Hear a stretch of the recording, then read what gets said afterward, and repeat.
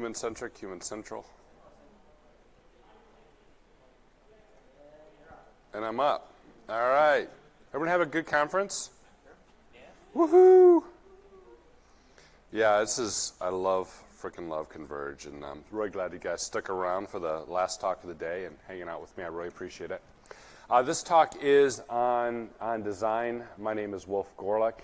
I've been digging into this concept because one of the things that's been bothering me from a CISO perspective, from a director perspective, from a manager perspective, we got a gazillion security things we have to do, and knowing which one to do when and why and how is always a struggle, right? Do I start here or do I start there? Do I put in place segmentation or do I put in place VPN? Should I have a strong perimeter? Should I have a weak perimeter? Should I move everything to the cloud or should I, and trying to make sense of what we should do is always a challenge. So that's why for the past couple months I've been focusing very heavily on design. And the next series of talks I'm going to be giving is all around this concept, design and art, and how it all plays as a CISO. I am an advisory CISO. I'm an advisory CISO with Duo. So thank you, Duo, for sponsoring. If you haven't said hi to them, please do. Great organization. I've been there with about a month now, so I'm absolutely loving it. I also spend way too much time on Twitter, right? I always have. And so I want to start off with a tale of two tweets. One is, on the internet, nobody knows your dog. Anyone remember this old comic? On the internet, nobody knows you're a dog. And we were arguing about privacy on Twitter. I'm like, man, it's 25 years later. Now on the internet, we know the breed, we know the location, we know their education, probably their income, and what chew toys to sell to them. I mean, the privacy is just insane. So I threw this up. I thought it was funny. I threw this up on Monday. Later on Tuesday, I threw this one up about SHA-1, right? SHA-1 collision attacks are now so freaking easy. You can download a script. You say, hey, I want this hash to match that hash. You run a script. Bada boom, bada bing. SHA-1 is absolutely, positively broken. One of these has value from a security perspective. One of them doesn't. And I went and I checked the stats this morning because I really was writing these slides as I was flying in.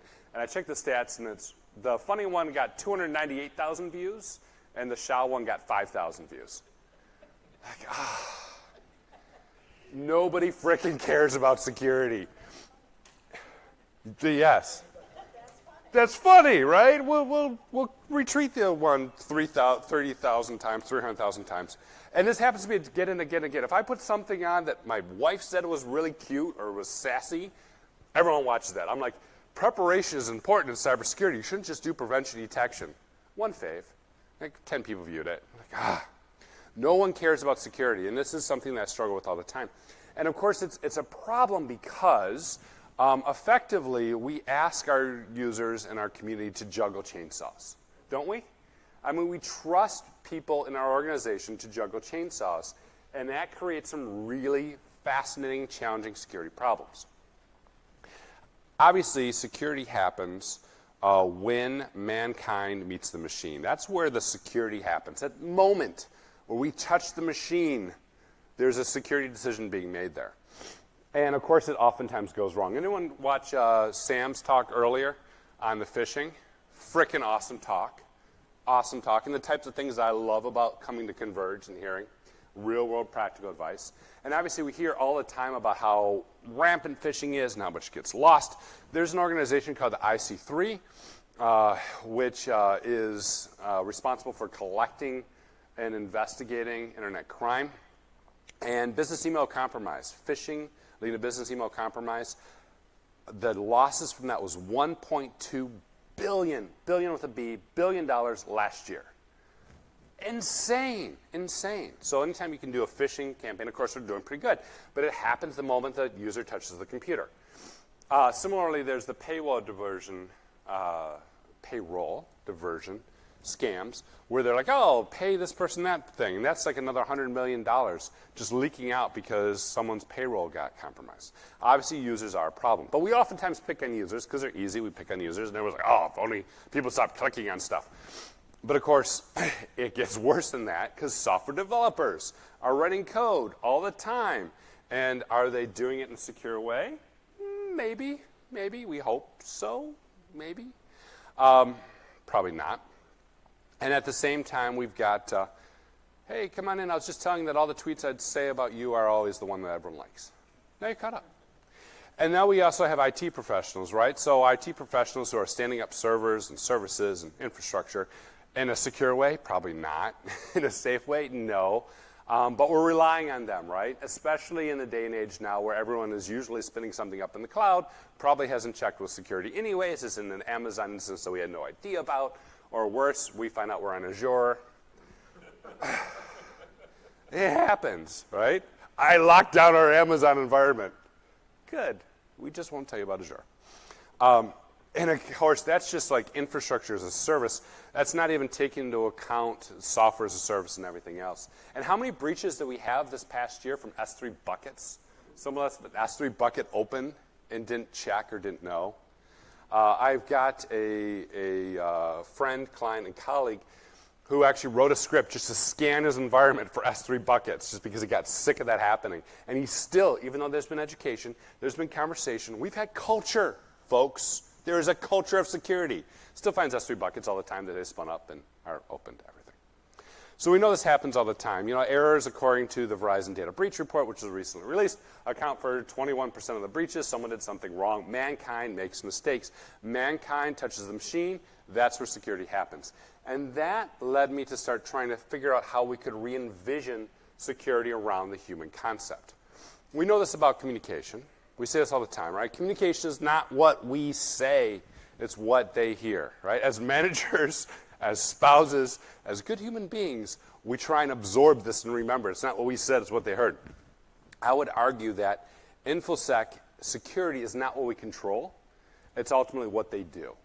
What they do with the environment and the experiences we set up. Therefore, my whole point of this entire talk is to convince you guys all that, hey, design thinking is cool. And design thinking will be a great way to start thinking about how we can design better experiences for our users, for our folks. So I'm going to cover in 3 different ways. I'm going to cover usability, I'm going to cover manageability, I'm going to cover defensibility, I'm going to wrap it up, we'll get you all to closing comments, and I'm going to do so hopefully without coughing or falling asleep. So that is my promise to you with my big tub of espresso here. So let's start with usability. Usability obviously is designing for users, right? Designing for the folks who are doing things. A while ago, and I know I'm going off camera, so I'm sorry. A while ago, I was doing an audit, right? So I used to do audits and do assessments, and I was given an RSA token. I love these RSA tokens, right? You get the little physical token. Here's your 2FA.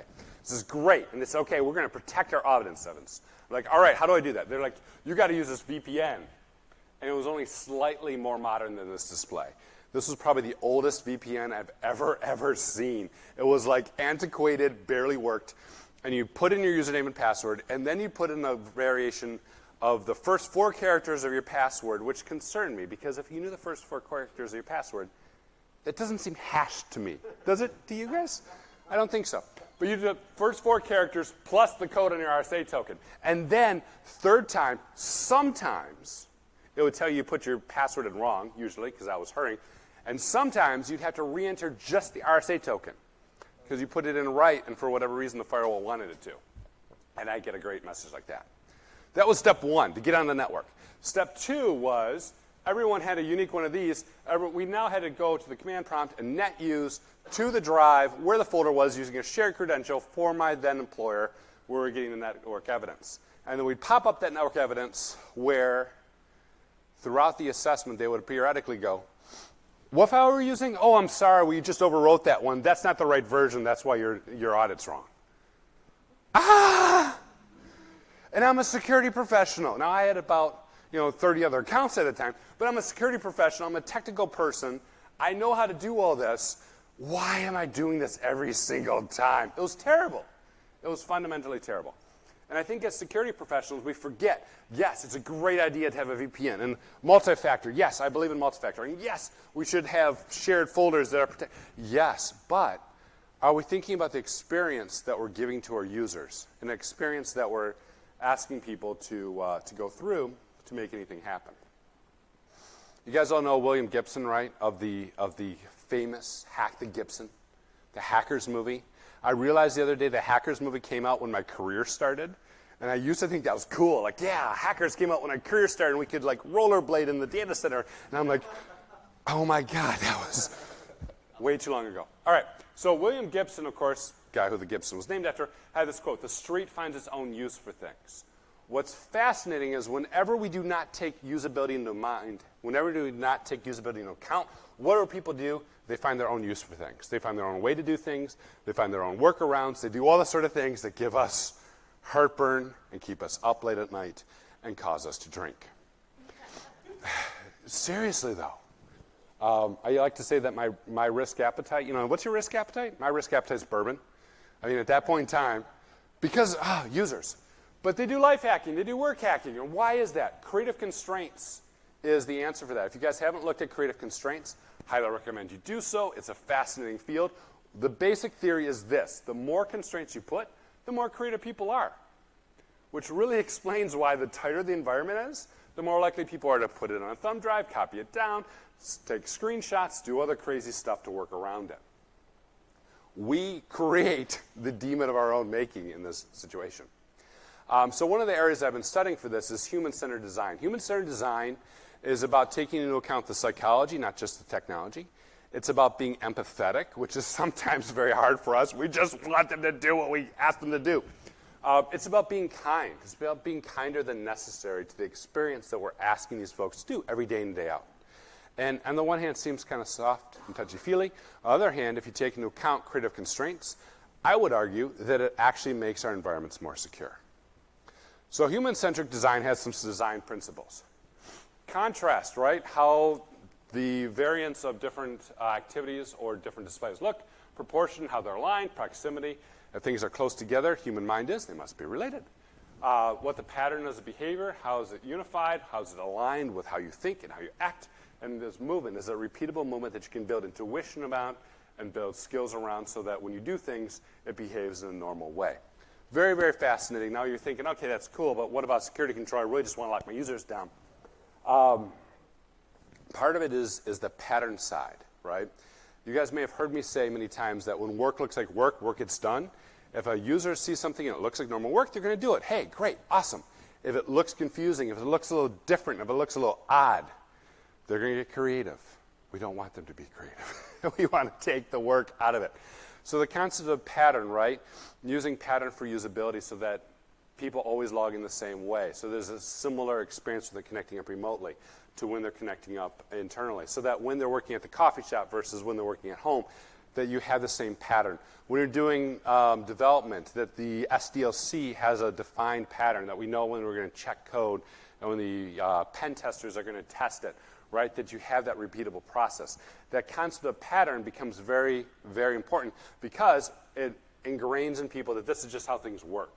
And if it's repeatable and it always behaves the way they predict, then they're going to follow it. The other concept is movement, which is this idea that, it takes a lot of work for work not to feel like work. This is an area where CISOs and CIOs have to spend a lot of time to make things empathetic, to make things in a way that is intuitive and reduces cognitive load. It takes a lot of work to remove the friction out of those systems. But in doing so, again, we make it easier. And then you pattern that with movement so it's something they predict. They can go ahead and follow it. The best systems only work when people do not have to work very hard to make them work, if that makes sense. So, as a contrast to my other example, I had another client, and I love these clients. This is right after the one with all the funky VPN. I'm like, we prefer to use our own system for audit information. Like, I need another token. I know this is how it's going to go. Yeah, it's Box. I'm like, yes, score. How do I get to Box? Like, it's simple. The MFA you're using, just use that. I'm like, oh my goodness, I want to hug you guys. And oh, by the way, we got version control turned on, so if we make any mistakes, you can just see what versions we have, so we can I wanted to hug them after this thing. I still gave them a terrible audit because I'm a mean guy. I mean, they had problems, right? You got to still hold people accountable. But it was great. And it was an area where, when you compare to the other things, the other environment was very quick, very intuitive, and I was able to go ahead and follow a pattern of practice that was very simple to me. I go to Box all the time. I go to Drop all the time, right? Very, very simple. Another example of this concept comes from a friend of mine in the federal space. And she was working on FedRAMP. I was doing a project, maybe you guys caught a couple of my talks in this, it was securing without slowing. The premise I was trying to find out was what organizations have introduced security without slowing down the user experience, preferably made it quicker. Shockingly, the answer was very few. I'm like, who's done this? And everyone would sit on their hands. I'm like, someone has had to have done this. And it took me forever to get any like good examples. And then finding people like, I kind of started. I'm like, yes, tell me what you did. And this was one example from a friend of mine in the federal government space. FedRAMP is a standard. Does anyone know what FedRAMP is? Where are we at? So a couple people do. All right. So basically, if you think about NIST, it's a whole bunch of NIST controls applied to a federal program where you're running a application in the cloud for the federal government. Make sense? And you got to do code freezes and continuous monitoring and a whole bunch of other stuff, and it's fantastic, and it's hard and it's secure. Great. Now, she was responsible for running FedRAMP and doing internal audits for a whole bunch of Gov apps. And every single time they would do a Gov app, they would check it, and she'd go, you missed a whole bunch of stuff, and they'd check it again. Yeah, you still missed a bunch of stuff, but the res a little bit less. And they'd check it a third time. Okay, now you're getting closer. And these types of assessments would oftentimes go 1 to 2 years. And she made the realization that, hey, a lot of these things that we're finding are the same issues. People have the same pattern of work. People who follow the same movement to create FedRAMP apps. So she pulled her top people, pulled them out, did a skunkworks project for 3 months. 3 months later, they came out with templates and said, hey, if you want to be FedRAMP certified quicker, here's all the templates you need. And by following these templates, people would cut it from 2 years down to 3 to 6 months. Because already all the controls were there, already all the processes were there. They could spin up images. Everything was hardened and ready and whatnot. I love that. I love that idea that they were able to actually make things much more quick and speedy and reduce time to market for all these FedRAMP applications by having defined templates and thinking about security ahead of time and working with the way these folks worked. Really freaking cool story. So the overall idea is we want to design for usability, right? And we want to do so in a way that is easier for the users to work. So if they get phished, hopefully, MFA is kicking on so they don't do anything wrong. If their, financial compromise happens, hey, please transfer me $1 gazillion. And they go, okay, my God, it's the CEO, and he's clearly needs $1 gazillion. I'm going to click send. Then hopefully there's a process that the bank goes, well, wait a minute. We need a 2-person validation. We want to have these patterns so that when people are writing code, they start with code that is from templates that are already secure, or building systems that are starting from systems that are already secure, that we've got the way that we can reduce friction and effort across the systems that people are using. Point number 1. Point number 2 is all about defensibility. So how can we build systems that are defensible, right? How can we build systems that are designed for the criminal element? How can we build systems that prevent people from, taking advantage of them, right? That are protected. And this gets to what I used to call my free pen test. So some of you guys already know the story if you've been around MySec for a while. B-Sides Detroit, 2011, we stepped out, and afterwards, we were all excited. There was a panel, and Doug Song was like, we need to make this a regular part of our community. We're like, yeah. And one guy's like, we need to meet all the time. I'll speak. And I was just like, I'll create a chat channel. Marcus Stanislav creates an IRC. And I'm like, people can come to my place. And it was awesome. And at the time, I was predominantly in a financial services firm, predominantly around building systems. And in my mind, security was good engineering practices, good coding practices. I'm like, this is great. I know as much as my 4 walls, right? That's pretty typical if you're an internal guy. I was having dinner with a whole bunch of CIOs and CISOs in Phoenix last night, and we were all complaining about that, right? You know your box really well. You don't necessarily know what other people are doing in their boxes and how that transfers. So I'm like, this is great. I'll be able to bring people in who can give me insights. And of course, if you're a security person, we all know the budget we're working with, which is 0. And can you cut that? Preferably by next quarter. So I'm like, I don't have much money, so I can have some smart people in, and they can give me advice. I'm like, this is fantastic. So all my set comes to my data center. I open it up. I'm badging people in. We're giving people coffee. We have some bagels. It's fantastic. We sit down. Josh Little, anyone take his workshop the past couple days? Josh Little's workshop. Is he freaking awesome? Did you guys have a good time in that? I admire the heck out of that guy. He was the first guy to come to our data center and present, and he presented on web app owns. I think it was SQL injection probably. And so he's presenting and everything. And pretty quickly people were like, oh, by the way, I just popped your Wi-Fi. I'm like, what? How did you even do that? Apparently I didn't set it up right. Who knew? And another person's like, oh, by the way, I'm on your network. I'm like, you cannot be on my network. I've got NAC with a MAC address. I'm like, oh, yeah, well, we just, like, did you know that you could, like, you know, listen into a MAC address and I can just spoof a MAC address? I'm like, the hell you can. Change your MAC address off mine. And then someone else is telling me, and we had, like, these RFID keys, and you had to, like, two-man swipe and man-trap. Like, oh, yeah, by the way, I could probably, like, clone that RFID key. And that's about the time I'm like, this is not a good idea. I think this is a quick way for me to get fired. Maybe I don't want to have my... So it was a really eye-opening experience. And part of the problem was, as an engineer, I went, how do I set up Wi-Fi? And I went online and it said, here's how you do Wi-Fi. And guess what? Those instructions were vulnerable. They were known bad. How do I set up a door system? You went online, you talked to someone, and they set up the door system all the same way, right? And guess what? All those keys can be cloned. We all make the same mistakes over and over again. It's this concept of monoculture that we argue about all the time, right? What if we have different, you know, diversity and everything else so that if we had a worm, it wouldn't spread? Well, we're really good at following design patterns in engineering and in software development.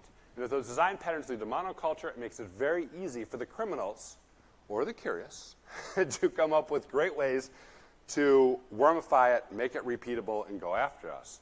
And, and we know that. We know that's a problem. Excuse me. I will get through this without coughing into the microphone. That's my commitment to you guys. And so we see this, right, in things like RDP. How many of us have RDP exposed over the internet? Don't raise your hands. I don't want to know. Don't want anyone to tell me. And RDP, yeah, no. We're on camera. No. Cone of silence. But RDP, right, 2019-0708. One of the first times in my recollection that Microsoft went, you know what? I know we said we're not patching XP, but we're patching XP. That is a problem, folks. This is a vulnerability that is quite likely going to be wormed. It's quite likely going to spread everywhere.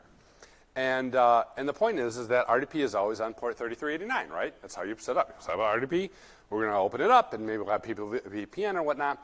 Maybe we'll have this trusted network. I love the idea of the trusted network, which is conveniently behind the firewall, which is also where all your users are, all your other devices, guests, and everything else. Probably not that trusted. But we'll open it up to the trusted network because we can trust that. And that's where we'll run RDP.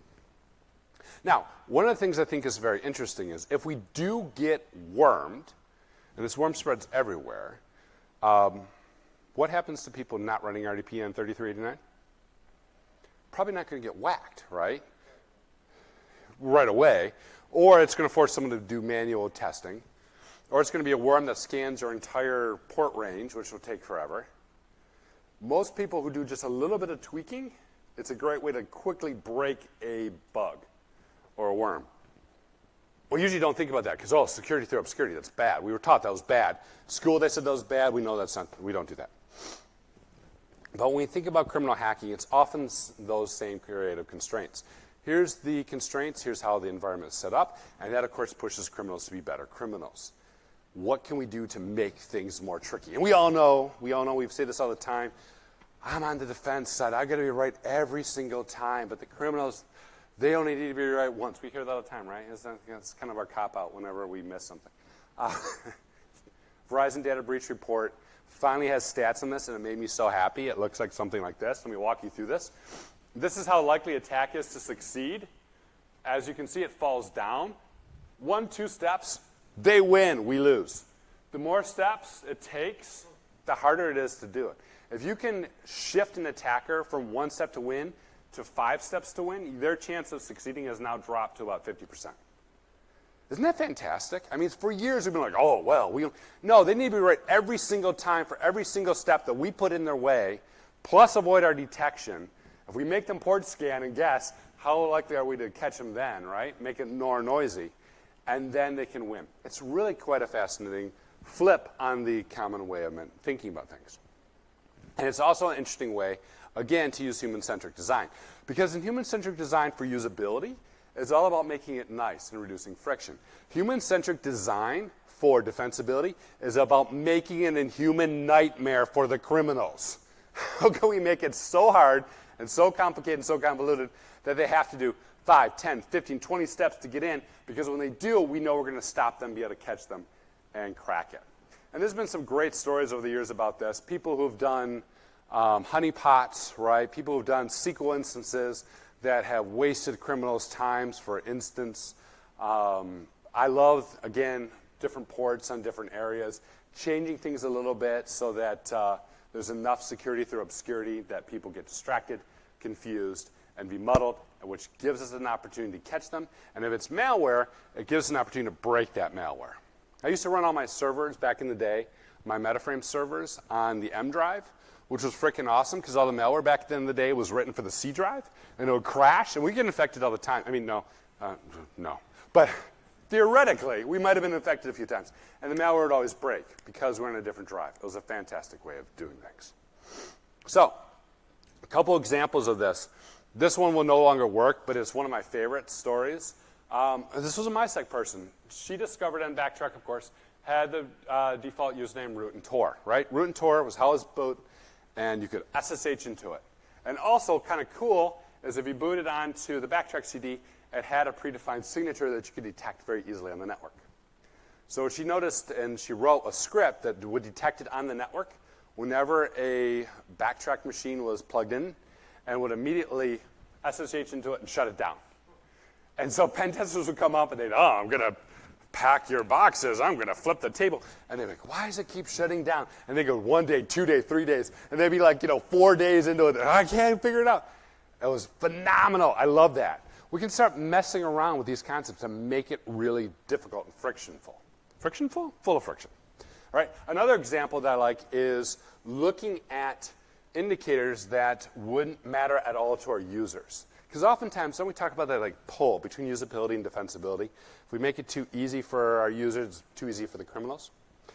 If we think about things like throttling and thresholds and rate limits, we can start doing some cool things. Because, for example, no user should get like 500 404s in a couple minutes. That's probably a mistake, right? That's probably someone scanning for a whole bunch of pages, maybe. Probably not a user typing things in. Or 500s. If you're getting a whole bunch of 500s real quick, it's probably Josh Little. No.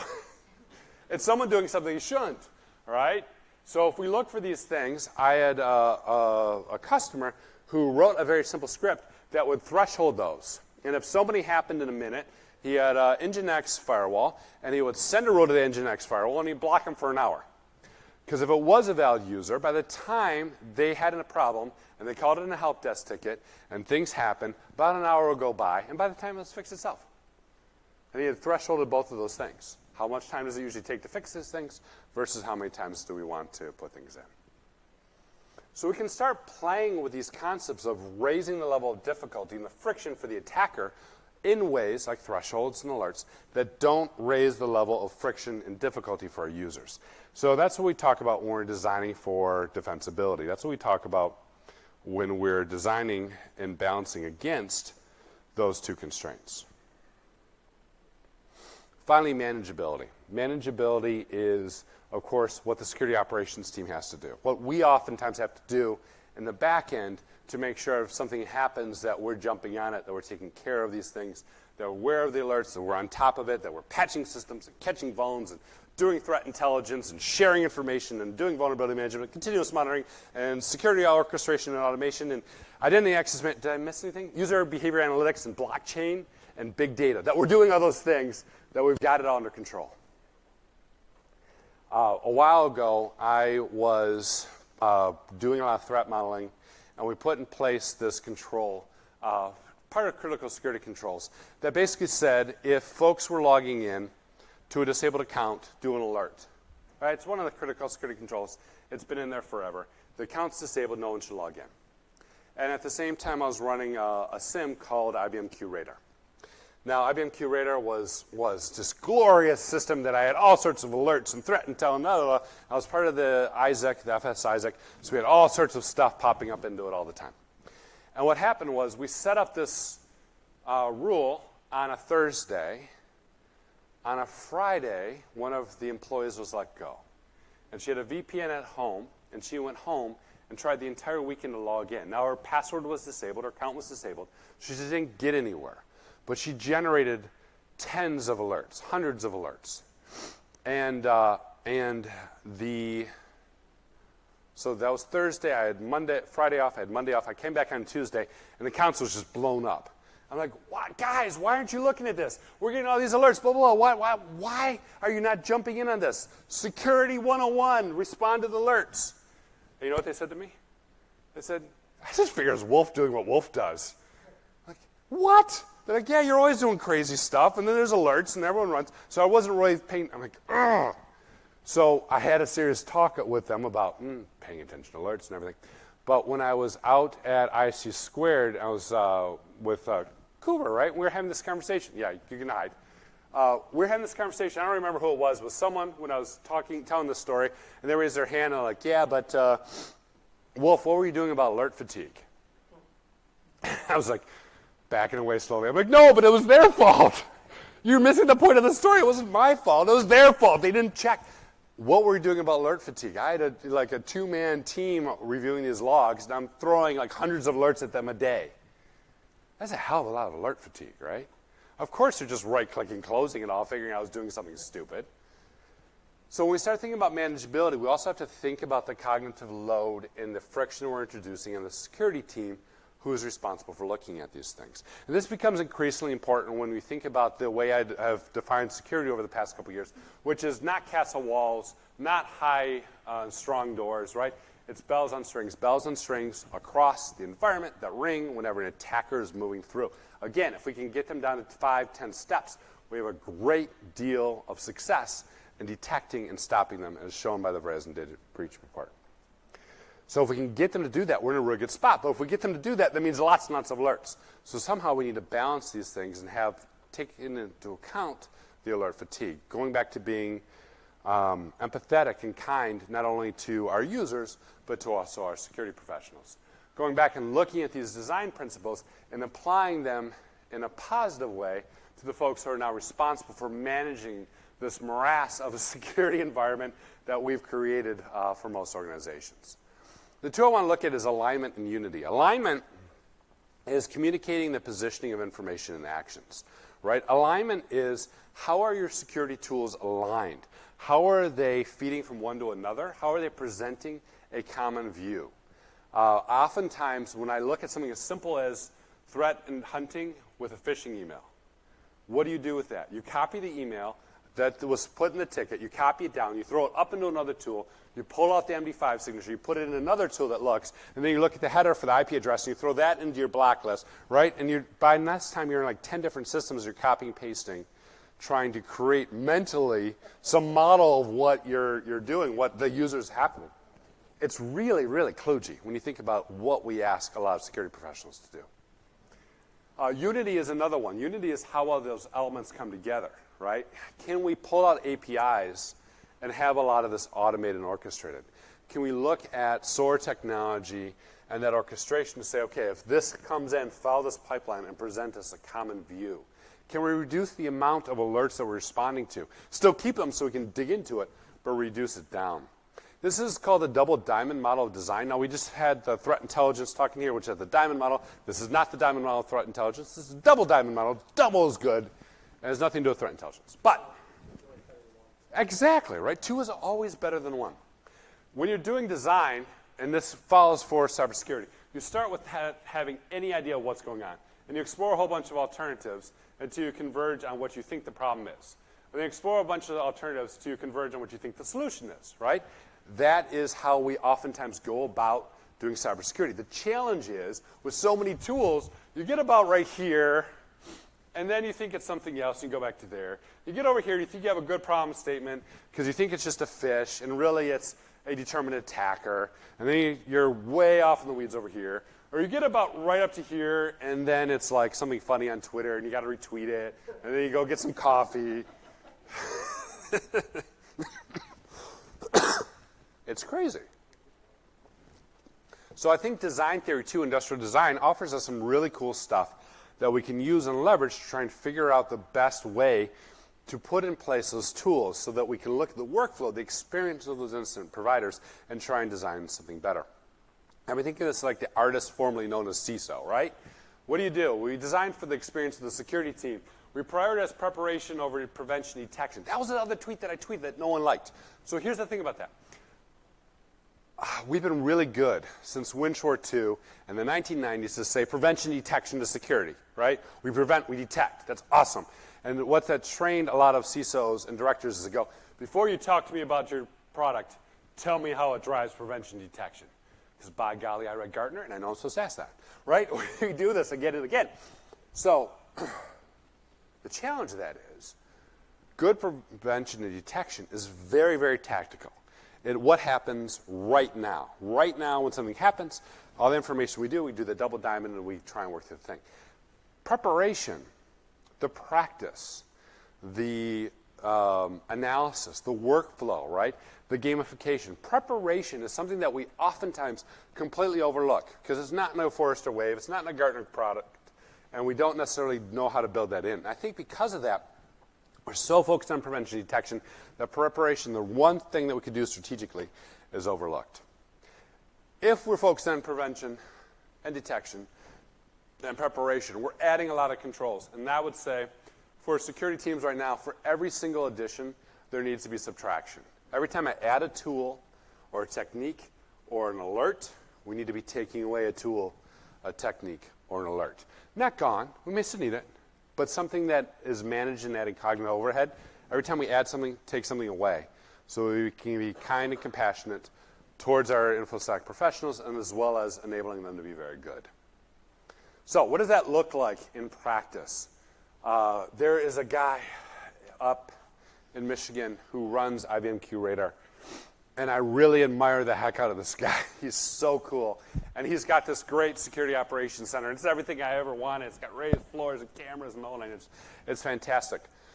And he gets attacked all the time. I mean, hundreds of times a day. They're running through these workflows, trying to do all these things. And what's fascinating is on their wall, their main wall, right, all these people sitting at the desk, staring at this main wall. It's not a pew-pew map. It's not threat intelligence by Twitter. Does that ever really work? We're arguing about that in the hallway. Threat intelligence by Twitter, right? How do I get threat intelligence? I stay on top of Twitter and I look at cat pictures. No, what he has is he's built a dashboard that looks something like this. It's engine lights. He's got 8 different categories, and those categories all have alerts.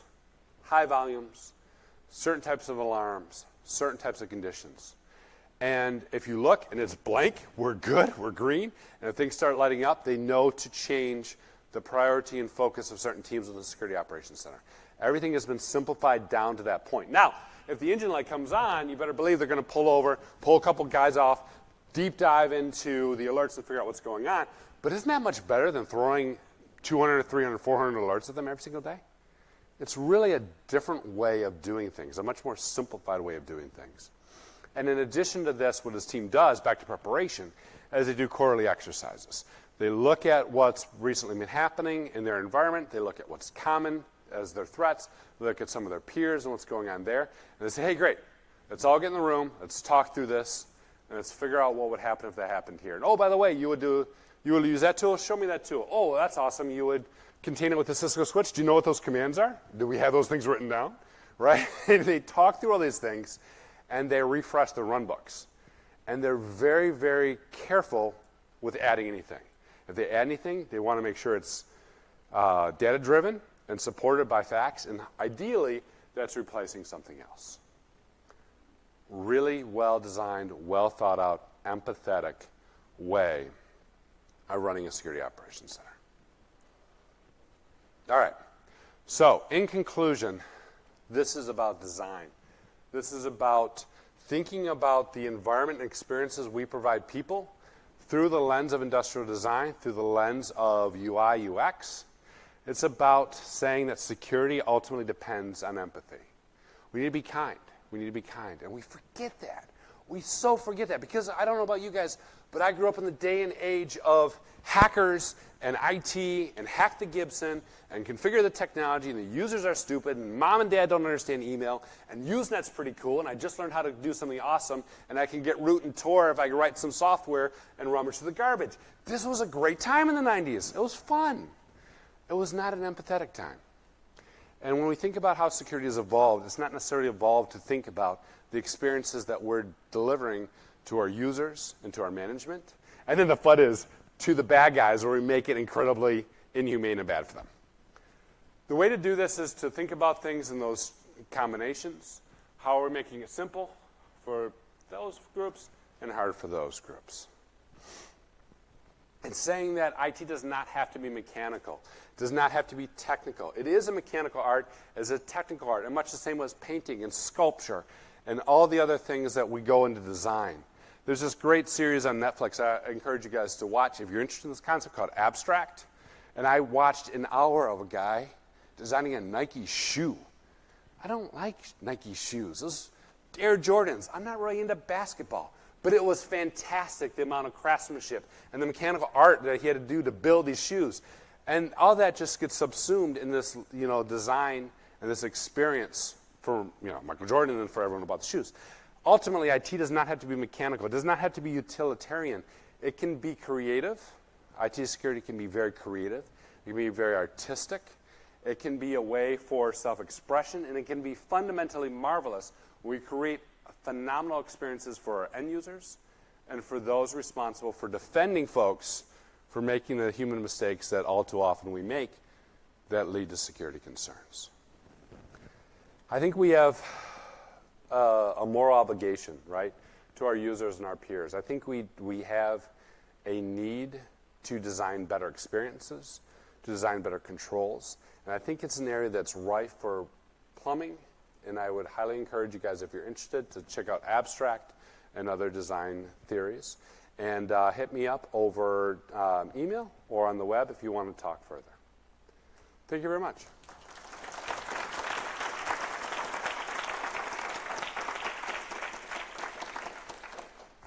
Do you want me to do Q&A? You can stop the video.